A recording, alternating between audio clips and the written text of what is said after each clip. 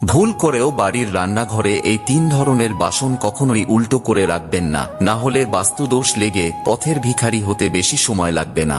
চলুন জেনে নিই, তবে তার আগে প্রভু শ্রীরামের ভক্তরা লাইক করে কমেন্টে জয় শ্রীরাম লিখে দিন। নাম্বার 1, তাওয়া, যার উপর আপনি রুটি বানান।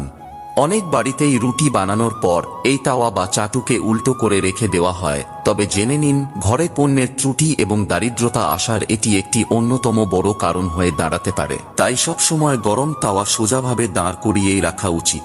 Number 2, pressure cooker. একটি প্রেসার কুকারকে সব সময় তার ঢাকনা বন্ধ করে কোথাও বসিয়ে অথবা ঢাকনা খোলা অবস্থায় কোথাও ঝুলিয়ে রাখাই উচিত।